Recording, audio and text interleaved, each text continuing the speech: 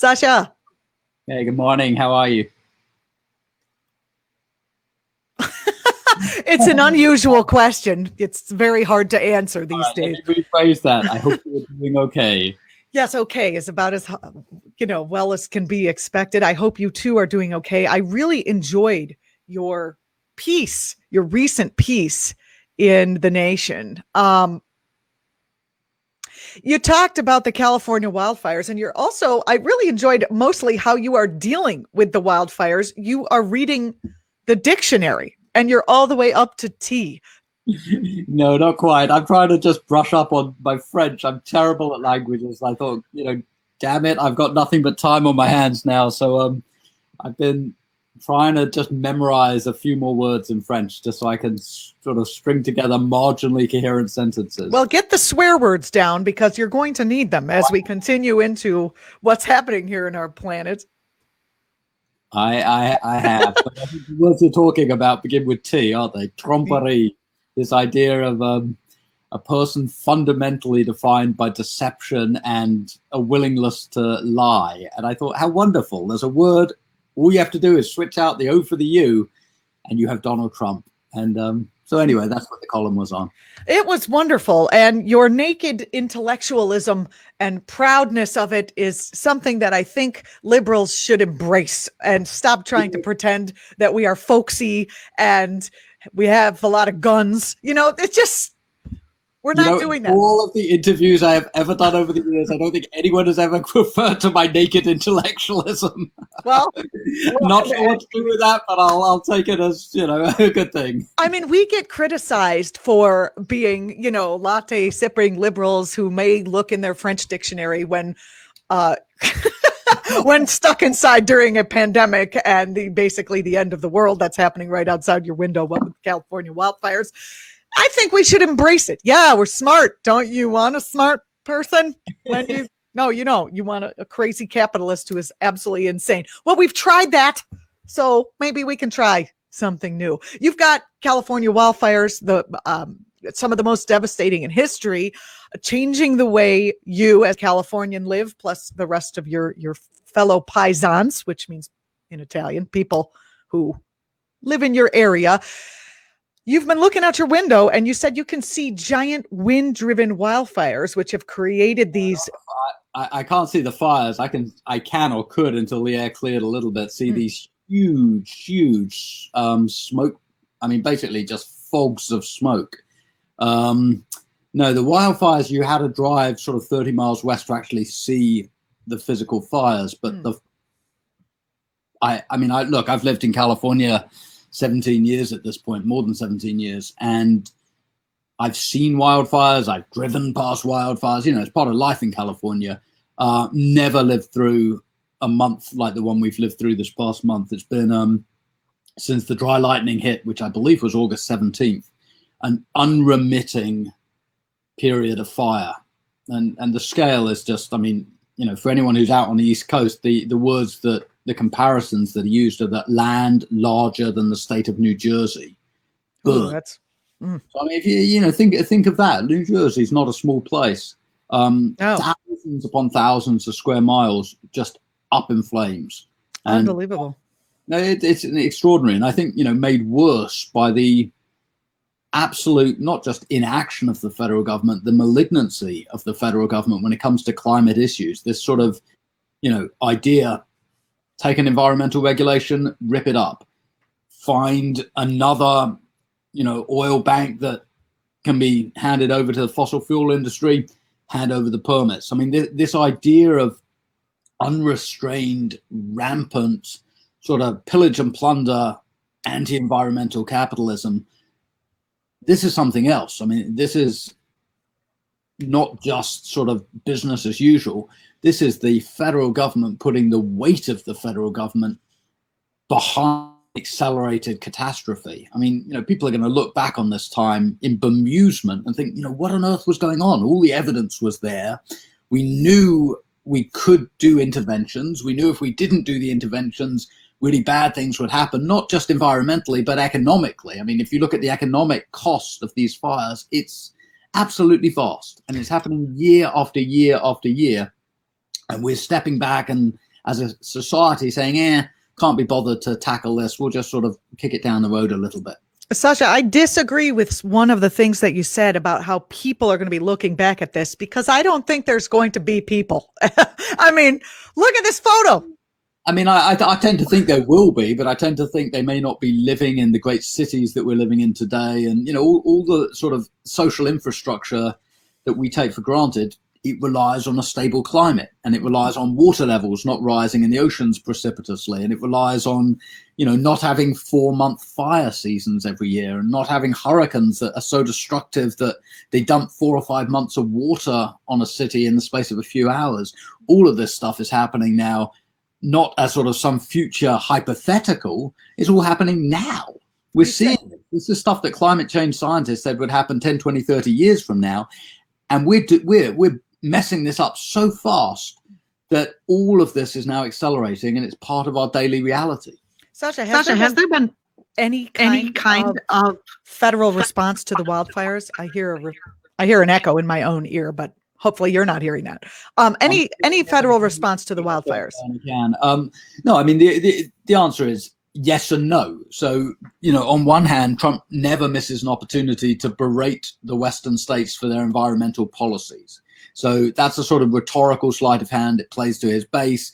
He comes to California. He ridicules the science of climate change. He says it's all about forest management. It's all about raking the leaves. All this really trivial stuff that may or may not make a difference on the margins, but isn't going to alter the fundamental fact everything's getting hotter and drier in California because of the changing climate. So on the one hand, nothing's being done by the feds. On the other hand, Gavin Newsom keeps saying, well, behind the scenes, Trump and I have an okay working relationship, and I ask him for help and he gives help.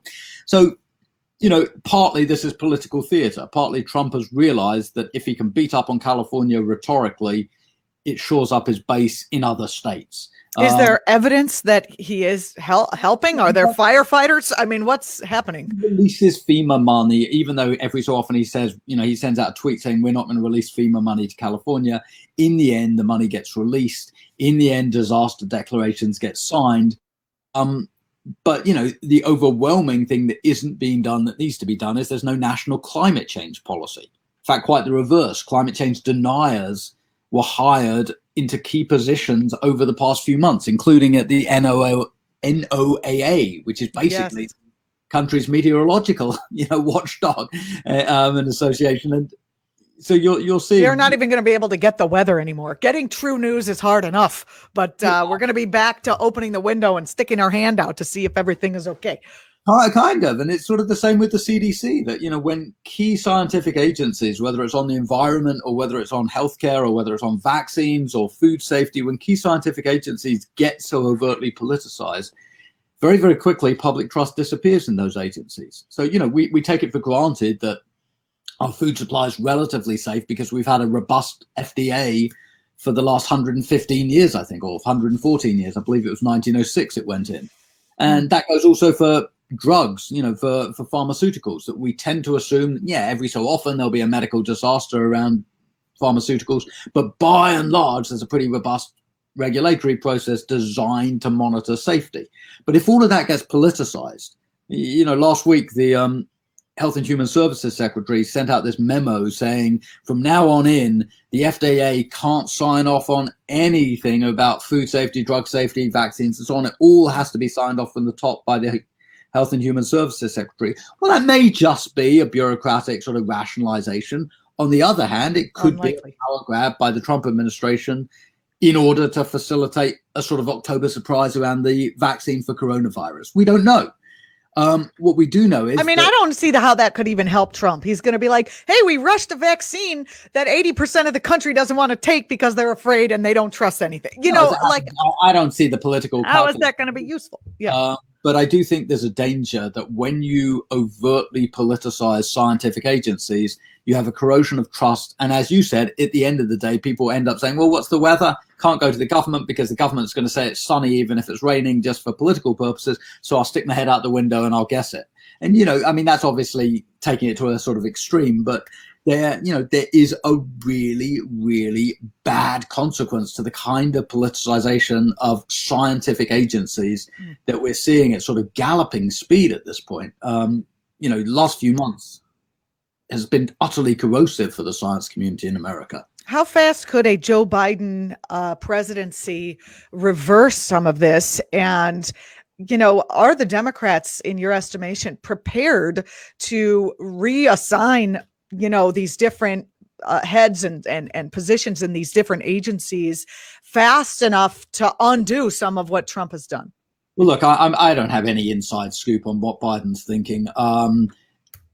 If he becomes president and if he, come January 21st is in the White House, there's going to be so much damage control to do on so many different fronts, whether it's judicial system, environment, coronavirus, and the way we have and haven't fought the pandemic, immigration. There's going to be a million different claims on his attention and on the attention of Congress. Some of it, I assume, is fairly easily fixable because a lot of what Trump's done has been done via executive orders or via regulatory rewrites rather than legislation. So, in the same way as Trump relatively easily can write an executive order, you can undo a lot of that by a signature. On the other hand, the cultural damage is much more long lasting. So you asked, can you repair the damage at the CDC or the EPA or these other environmental regulatory agencies? Well, yes and no. You can certainly set a new culture in the workplace where science is respected, where political oversight by people like Michael Caputo, this ghastly character. Unbelievable. You could certainly say, all right, we're going to clear out the political overseers, the commissars. We're going to get back to the business of science. On the other hand, if you have a whole bunch of senior scientists who said, you know what, I don't want to be a part of this anymore, and they've gone off to universities or think tanks or other private sector places, well, then you've got a much more difficult problem because you've got to rebuild a workforce. And I would say, that holds at the Department of Justice as well, where a lot of career prosecutors have just said, can't stomach this anymore, can't stomach Barr's politicization of the Justice Department. I'm out of here. Mm-hmm. You see it at the EPA, you see it at the FDA, you see it at the CDC. There are so many government agencies that are basically on life support at this point because the government has deliberately starved them of, the equivalent of political oxygen. And that's going to take years to repair. And I think the longer, when Trump first came in, a lot of people who were looking at it and writing about Trumpism said, well, the saving grace is the institutions are strong and they will not buckle in the face of all of this shouting and noise. And it turned out a lot of the institutions did buckle, and they buckled quite quickly. The Department of Justice being a case in point, that it went from being this, essentially Department of Justice for the American people to being a Department of Justice personally at the service of Donald J. Trump.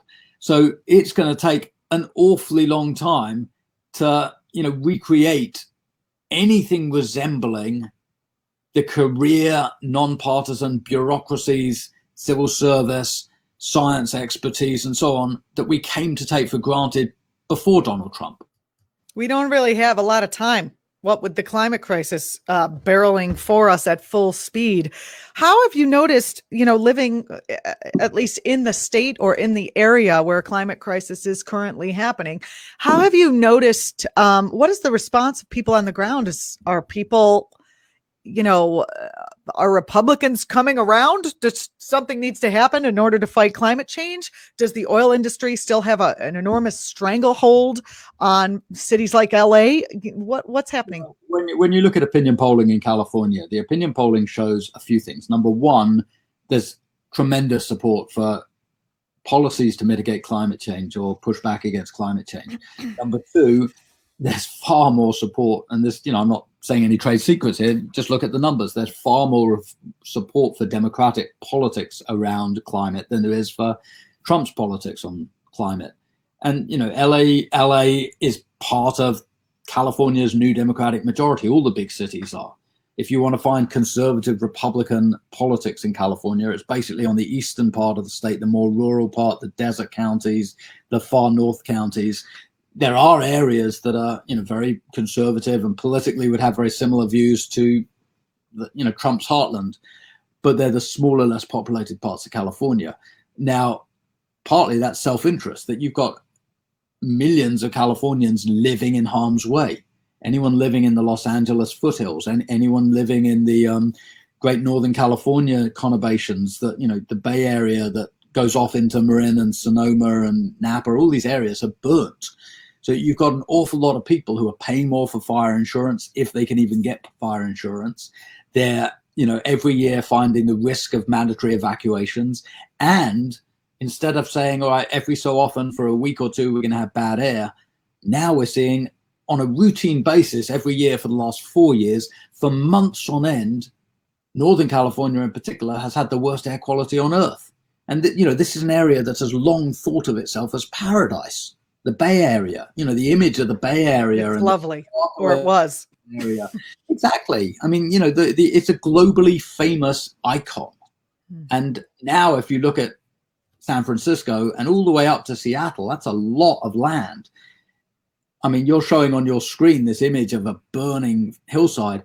The sky was literally a Martian orange in the Bay Area last week and the week before. And when it's not orange, it's this horrible sort of Blade Runner hazy gray. And that's not a quality of life that people in California want on a yearly basis. So I think there's tremendous political impetus for change here. I think it's interesting that to draw some parallels between some of the other issues that are going on right now. Many of those issues are everything's affecting all the classes because we're all in this together. But, many of the things are affecting that the Democrats are working on are affecting people in the lower classes, lower middle class. And then you've got your middle class, but the people who live in you can't live in San Francisco unless you have quite a bit of money, and Marin County, forget it. So the fact that these wildfires are affecting, although they're affecting the whole country because we have smoke here on the East Coast, but that they're more directly and immediately affecting people of means. Any thoughts about that? Yeah, look, I think that many issues acquire critical momentum when they start affecting people across the economic and demographic spectrum. And that's when you end up with coalitions forming. It's when you end up with critical masses of people saying that this has to be addressed politically. And I think we're seeing that with climate change, that this went from being an esoteric issue that environmentalists cared about, that some environmental justice groups cared about in poor communities where asthma rates were going up and so on, but that a lot of people in suburban America, or not just America, because it's a global problem, a lot of more affluent people until recently have sort of said, it doesn't affect us. We can gate ourselves off from the worst impacts. We can move to other areas if we need to. But now what you're seeing, as you said, is really affluent communities where there is no escape, or there is an escape, but you leave behind your house and you come back and the house has been charred and burnt to the ground. And at that point, this becomes an issue which affects the politically influential profoundly. It affects their bottom line. It affects their pocketbook. It affects their psychic well-being. It affects their physical health. It affects their ability to get on with their daily lives. And at that point, that enters the political calculus. Because, Trump, one of the things Trump says is environmental regulations are too expensive. They're too costly. We have to pay more for cars. We have to pay more for energy efficient air conditioners and light bulbs and all the other things he lambasts. But it turns out that actually what's really, really costly is doing nothing, because then you end up losing your property to fire. You end up losing your health to smoke particulates and everything else. And people don't want that. Nobody wants that. And again, this is cross-ideological. This is when you start getting a sort of real momentum for change across the political spectrum. It sort of reminds me a little bit about the criminal justice system. When I was a much younger journalist, 1990s, early 2000s, I was doing a ton of work on what I saw as the dangers of mass incarceration. The fact that, as a society, we'd made policy choices that were putting hundreds of thousands and then millions of people behind bars. And we were not really thinking through what it meant economically, what it meant in terms of social cohesion and so on. And I'd go and give these talks. And if I framed it as a sort of do-gooder social justice thing, people on the liberal side of the spectrum would tend to agree with me. And conservatives would say, you're just a sort of, whatever the... soft on crime. Whatever the not terribly sort of respectful terms were for liberals or left-wingers back in the 90s. But if you reframed it and said, this is an economic issue. Did you know it costs $50,000 a year to keep one person in prison in California? And here's what you could do with that $50,000 in terms of schooling or even public safety or whatever it was. Suddenly you could broaden the conversation. And I found this, I gave a lot of talks on criminal justice, and I found that you could really connect with audiences if you reframed it about economics, and you could make it a much more sort of cross-ideological conversation. And I think we're seeing the same thing now with climate change, that it's impacting enough people in enough different ways and enough different places that there's room to broaden the conversation and to bring on board people who ideologically might be quite conservative, but they don't want to come home to find their properties been burnt in a forest fire. Well, that whole Gulf Coast thing, there's a lot of Republicans down in that area, and they are just being pummeled by what they, storm after storm, whether they're big or small. It's pretty dire situation from Texas all the way to Florida, all the way around that Gulf. So I'm wondering, do you have any insight as to whether those sort of deep red states, I know, parts of Louisiana have blue, but is there changes happening in those mindsets as well? I don't know. And in a normal year, that's exactly the kind of question I would A, be asking, and B, I'd be getting on an airplane to go and find out the answer. All right, we'll call somebody down there. Who's at the Nation who lives in Alabama? Nobody. I don't want to go. I don't want to go into sort of speculation too much. I haven't been reporting out of the South on the hurricanes recently, and I don't know what public opinion is like around those hurricanes. Mm-hmm. But I do know that the number of extreme hurricanes, especially slow-moving, water-drenching hurricanes this season, has been extraordinarily high. And we're seeing, it doesn't matter whether you're talking about the hurricanes in the south, the fires in the west, the derecho that took down parts of Iowa's cornfields in the summer, we're seeing a series of extreme storm events that each and of themselves is being defined as, this is a once in 100 years, once in 500 years phenomenon, except we're seeing them every year now, or every 2 or 3 years. And that means something is changing in the environment profoundly, and it's changing quickly, and it's changing the way people can organize their lives, and it's changing their lifestyles, and it's changing their economics. And whether or not that translates immediately to a political realization around climate change in a conservative part of the state like Louisiana or Alabama, it probably is a longer process, but it's going to be. I mean, that I am comfortable saying. I'm pretty confident that in the next 10, 15 years, if these crises intensify, you are going to have a political cascade of pressure for change, because nobody's going to want this to be the new reality. Do we believe that, it's like, have we had enough? Have we had enough? We got a pandemic, we've got fires, we got hurricanes, we have hurricanes in the Northeast knocking out power for weeks. We've got tornadoes where they aren't normally that weather phenomenon that I'd never even heard of before it happened. I wonder how many more of those there are, things we'd never heard of before they occur happening. I wonder when the country is going to actually say uncle. And that's not a question, mostly just a comment. But as we head toward the end of our interview here, and I do appreciate you coming on, Sasha Abramsky of The Nation. Can you talk about, we touched on how Biden's going to be overwhelmed at the beginning for certain, but can you talk about the difference between a Biden environmental policy? Biden is not known to be far left. He's not going for the Green New Deal. So how would a Biden, administration affect our environmental? How would he be better than Trump is really my question. I think the single biggest difference would be that a Biden administration would respect science. And I say that not as a shill for Biden. I say that just because, most political leaders. You're a shill for science. Yeah. Basically, most political leaders in a sophisticated, wealthy, industrial democracy have a healthy respect for science. That's the norm. That's the default. And if you're getting overwhelming scientific evidence saying climate change is a huge problem, you've got to deal with it. The default is, let's put some attention there. Let's deal with it. Trump's in a way the anomaly.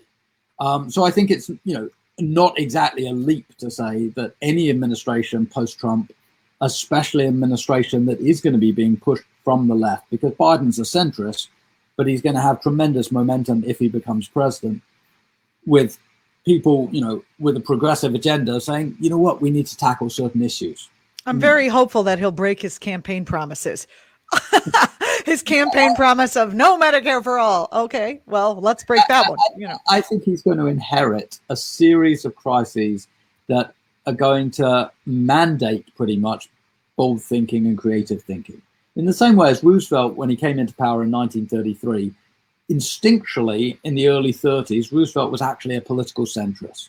And he gets pushed toward more bold action, creation of the National Labor Relations Act, the Social Security Administration, Civilian Conservation Corps, all these things that came to define the New Deal. He kind of got pushed there by circumstance and by trial and error. And, actually by virtue of the fact that he wasn't an ideologue, he was a pragmatist and he wanted to do what worked.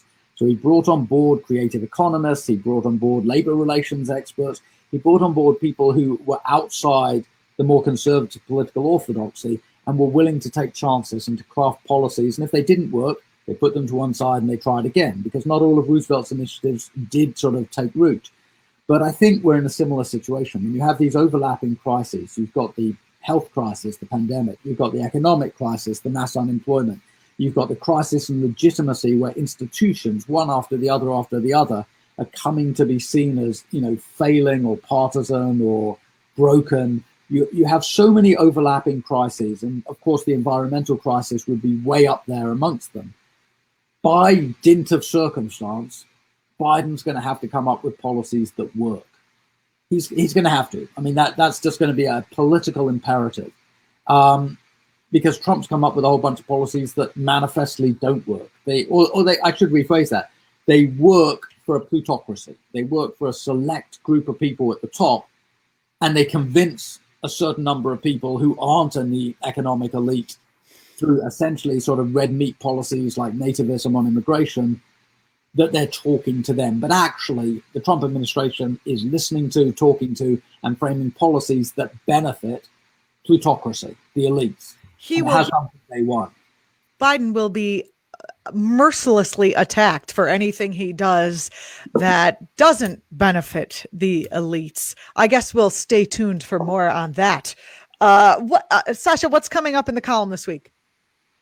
I've been writing a ton on voter suppression. I've been writing a ton on the environment. I've been writing a ton on, the very inflammatory campaign rhetoric that's going on, vote twice, all the stuff Trump's been saying on the election trail, which is, basically urging people to break laws. And of course, Ruth Bader Ginsburg, the, huge Supreme Court fight that is now unfolding. And, I think will be a huge part of the election. It won't just be a marginal issue. I actually think it's a fight that could activate a tremendous liberal response, because, even putting aside Roe versus Wade, which is clearly, the 800-pound gorilla there, but even putting aside Roe versus Wade, you've got access to healthcare, you've got environmental regulations, you've got so many things that are going to be on the line for, many, many, many years, even decades.